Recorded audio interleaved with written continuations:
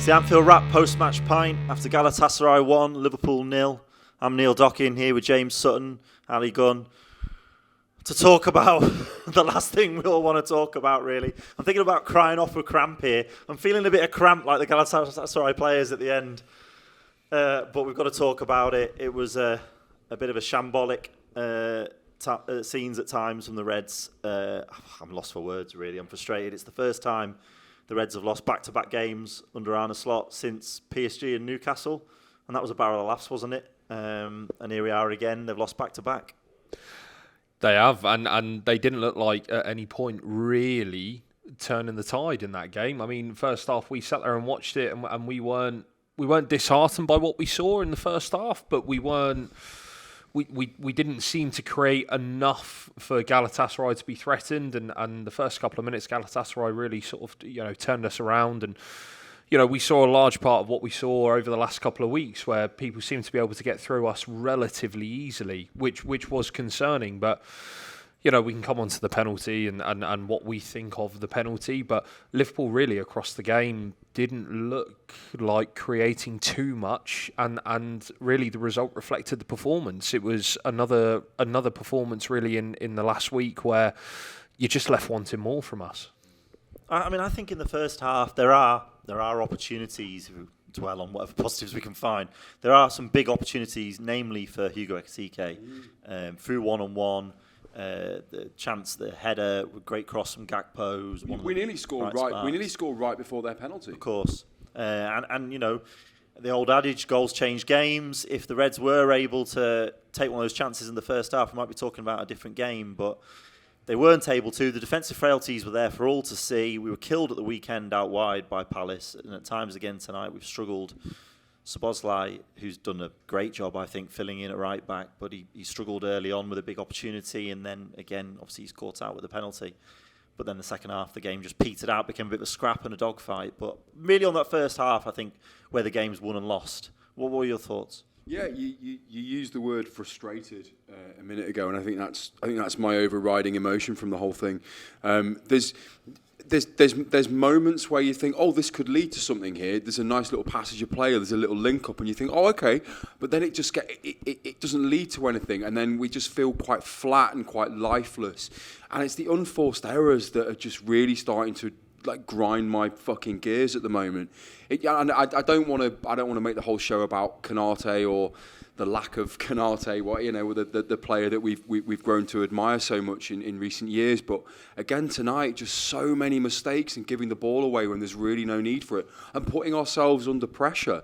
That's the thing for me, is there was times. The first half, actually. I don't hate the first half, actually. I think apart from their penalty, I think we're quite evenly matched. But second half, we're just putting ourselves under pressure on so many occasions, making these silly errors. Players are out of position. All of a sudden, it's 3-on-2, and you're thinking, how have we got here? Do you know what I mean? And it's that, and I don't know whether it's a psychological thing. I don't know whether it's a mental thing. I know we've got players that are coming back from injury, players that aren't quite right. We've got new players coming in who perhaps haven't settled in quite right yet.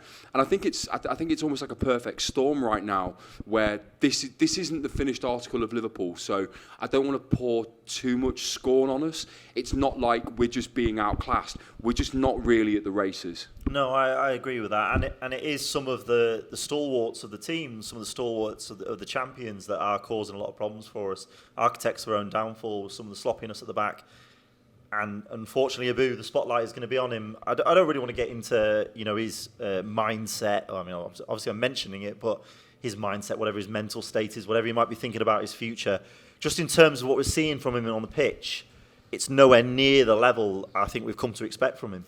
It's not good enough. And I don't, like you said, I don't want to get into to slating him too much, because he has been on the whole wonderful for us. He's been a really, really good footballer, but at the moment he is more of a liability than an asset to what we're trying to achieve. And teams seem to be identifying that. The first ball in when Yilmaz has the opportunity and Alisson saves it, it comes down his side with Szoboszlai, and you can't point a finger too much at Dom because he's not a natural right back, but that ball comes through his channel, and we're not used to seeing this fragility from Konate quite as often. He's been prone to a mistake, but we're not used to seeing that week in, week out. And it's been a bit of a shame to sort of see him sort of turn in that way, because there was that reliability that you saw with him and Van Dijk, and he was always prone to a mistake, but that was predominantly on the ball. Off the ball, he was certain, he was solid, and if not, he would track back, and he has that recovery pace to make it back in. But today it was more of a targeting against him again, and again on the ball. Even in the last 30 seconds of play, the ball was played to him, and it's a failed 5-yard pass. And it feels sometimes like a concentration thing with him at the moment.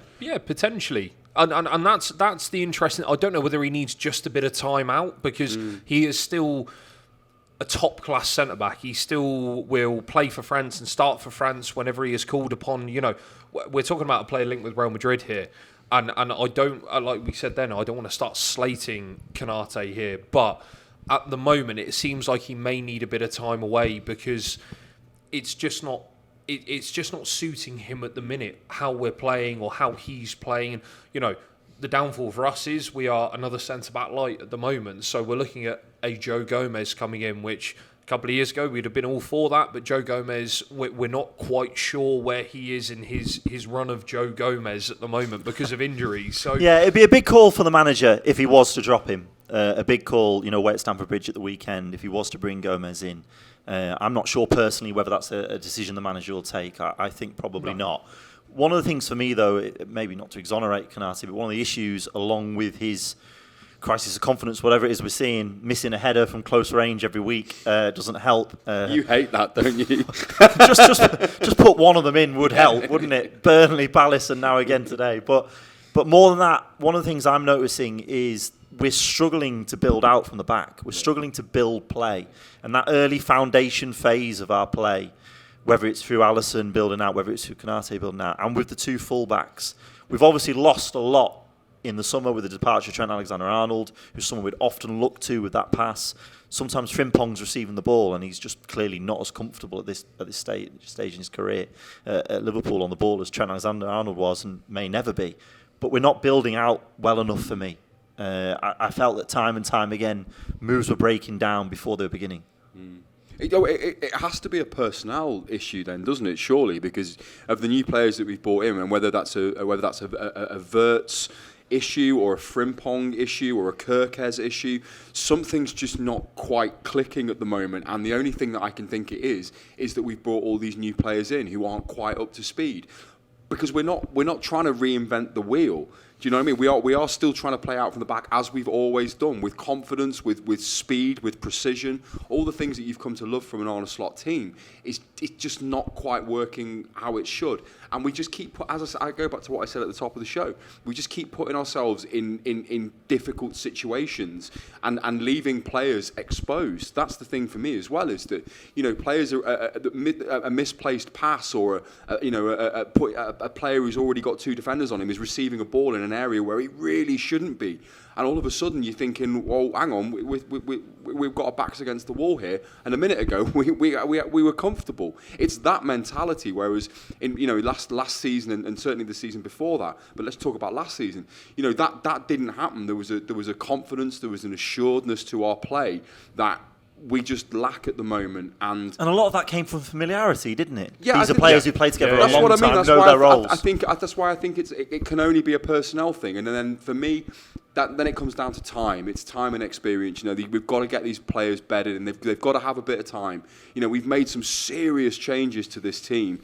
That's not an easy thing for any manager to kind of overcome. So we have to be patient. But nights like tonight, it's really, really frustrating, because that was there for the taking tonight. With a half decent performance, we could have got something out of that game. And I think that it's important to caveat what I've said about Konate then, and what you boys have just mentioned there is the personnel changes. With Ibrahim Konate turning up every week and he's got a new right back there, or a right back with a different skill set, it's going to be difficult for him. It is going to be difficult for him. But actually, the main challenges, as we saw on Saturday at Palace, is actually the fundamentals of being a centre-back and defending is he's just not quite hitting that level at the moment, and that is a bit of a cause for concern. But then, like you said, we have to look beyond that and into the team, and why is the ball then getting to Konate? Why is it then causing him to be in that situation? You know, are we talking back to front or front to back here? And you know, the manager's got a lot of questions to maybe look at within the squad now going into the weekend, because it's a tough game at the weekend after that as well, especially with a game like tonight where you think this should be I don't want to sound arrogant, but a formality aside, going up against Galatasaray in the Champions League, a Champions League team, but we're Premier League champions. We should be going there and asserting authority. Well, you expect solidity when you go away in Europe. I don't expect us to go to Galatasaray and win 3-0. No, but I expect us to be absolutely solid. Or nearly concede within the first 2 minutes. Well, yeah. And I think, and just to go back to Konate again, I think that's partly why he's getting so much kind of pelters at the moment, is because he's the experienced one, and regardless of whether he's got Kirkes or whoever next to him, he should know that, right, if he bombs on, I've got that ground to cover now. That's my area. So I need to positionally, I need to be in the right place. And whether that's as I say, that's a concentration thing or whatever it is, his head's gone. But he knows what his job is. He's experienced enough. And maybe the gaps are, you know, maybe it is a personnel, like you said though. Maybe it is. You look at the team there, and the gaps were large at times. Where, you know, Gravenberch, we can all adore Ryan Gravenberch, as we all do, but he can't cover the whole of the midfield. So, you know, if Dom does go on, or Frimpong does, or Bradley does, whoever's playing the right-hand side, and the ball is then played there, you know, if there is a free man in midfield and there is no one there to pick him up, then of course he's then going to be targeted with a 2-on-1, or you know, he is going to be tracking back at pace because it's going to be directed his side. So, you know, there is warrant for his potential inconsistency in form, but there is also warrant of, we know how good Ibrahim Konate can be, and a night like this in the Champions League, we expect him with Virgil van Dijk to be at that level, and we always know Virgil van Dijk will be, but Ibrahim Konate is just ebbing and flowing a little bit too much for what Liverpool need right now. On a big night in the Champions League, you expect to see Mohamed Salah from the start. I mean, I talked then maybe the manager won't make a big call leaving Konate out at the weekend. Well, it doesn't get much bigger than leaving Mo Salah on the bench. We know how much he hates it. We know how much he treasures and values scoring records and the opportunity to add to them. He wants to play every minute of every big game. We were talking earlier, you have to cast your mind a long way back for a meaningful game in the Champions League where Salah hasn't been involved from the start. We were talking about the Rangers game where he comes off the bench and scores 3 in 6 minutes. One would have done tonight, Mo, but it's a big call from the manager to leave him out. And Frimpong, who's come in that position on the right wing, he had 3 or 4 opportunities to put quality balls into the box, and he failed 3 or 4 times to find a man. For all I praised earlier, Gakpo's role on the left, I don't think we saw what we hoped to see at all from a player who hasn't solidified a position in the team either at fullback or at right wing, and looks all at sea at the moment for me. Yeah, I don't think it's necessarily that he's been massively unhappy with Mo Salah's performances of late. I know us as fans, you know, we perhaps scrutinise him through maybe a slightly different lens. I thought Mo was pretty poor at the weekend. I think he's had a few games recently when he's not lived up to his own standards. But this might just be a case of just trying to manage the squad. And actually, as I said previously, you know, there's a thinking that you can go to Galatasaray and actually just grind out a 0-0 or something like that, and actually giving Mo Salah at 70 minutes on the bench isn't actually the worst thing in the world. But you need Mo Salah in your team. And the game was so open in the first half. There would have been opportunities for him to show his class. Yeah, absolutely. And actually, I actually thought when he came on, I actually thought he did all right. I thought he had some nice touches, some nice moments, and a couple of times where you thought, I remember Mo Salah now. Because this season we haven't seen the best of Mo Salah, and I think maybe that's kind of played maybe a little bit of a part in it. But also you've got to give Frimpong minutes. You've got to play these new players not just into form, but tactically into what's being asked of them, and that only happens if they get minutes on the pitch. So a game like tonight was kind of perfect for that, actually. And as we've alluded to, you know, I don't think any of them really covered themselves in glory. We all preach patience, and we all know that it's the right approach. None of us have got any fucking patience. But it's so fucking difficult, isn't it? To show an ounce of it when we are a bastion of patience on the Anfield Wrap. When the Reds are struggling, it's hard to watch. And There were bright sparks. As I say, I thought Ekitike, ultimately, the big chances he has missed, but some of his link-up play, some of his touches, deft flicks, around the corner, playing around the corner. I thought Wirtz at times in the first half. He looked better, didn't he? Yeah, he was really unlocking them. And as I say, it was open. Some of his passing was great, but unfortunately, in the second half, it did become a bit of a scrappy. Galatasaray showed a lot of smarts, really. Started picking up a lot of bookings, breaking up play. And as the clock ticked down, even if they added 8 minutes on at the end, which, as I told you, was a long time in football, 8 minutes, it didn't really look to me like the Reds were going to find a goal. It's not a penalty, quite clearly on review at the end. It's not a penalty, much as we all wanted it to be when Konate took a tumble. In the first half, you weren't very happy with the penalty they were awarded. What are your thoughts now you've seen it back? My issue with the penalty that they are awarded is, in that instance, we've all played football, and when a winger is coming at you or anyone's attacking you, you are adapting to what they're doing. You're almost armless and legless, but when they do go past you, Dom's got to put his arm somewhere, and when he stops, I would argue his arm is not in the most unnatural position for a right back. Anyone that's played right back or wing back in that area there. He's tried to stop and go on the outside by putting an arm across, and his arms come back round. That's what happens. That is, it's a contact sport. I don't want to sit here and moan about it and say, if it was against us and it went the other way, I wouldn't potentially be sat here as keen as potentially. I am. But it's soft though. It feels soft. But in the competition we're playing in, it's also needless. And I'm trying to strike a fair balance here of he shouldn't be penalised for, trying to be aggressive against his man. He shouldn't be penalised for going and fronting up and being 1v1, in a position that he's not used to. However, that's an easier way in the Champions League because, fouls and contact is far more scrutinised than it is in the Premier League. We know that. And some of the fouls and the decisions tonight that were given, all three of us were sat there going, interesting. Maybe with some more choice words, but it was interesting in how that was given. I mean, it's also, I find it interesting now, and we spoke about it last week on the Anfield Wrap, where the Champions League for us this season is very different from what the Champions League was last season, where, we absolutely stormed it last season. But for no great achievement, we still drawed PSG. So, you spoke about Hugo Ekitike, you spoke about Florian Wirtz. Playing these players in this type of game where, you can lose 1-0 to Galatasaray isn't the worst result in the world, because we saw the team that won the Champions League last year, where did they finish? And in my opinion now, it's a good exercise for us. I take that for Florian Wirtz has got minutes in the Liverpool system again. I wasn't that enamoured by his performance. He had good flashes, but I think the gaps in the midfield are still too big. I think that also is part of a Florian Wirtz problem, where he is far too advanced, but then he's far too maybe deep, or he's dropping in far too much from an attacking sense. And there are little ebbs and flows within our own team here where we've got to work it out and we've got to sort it out. But a night like tonight, we've lost.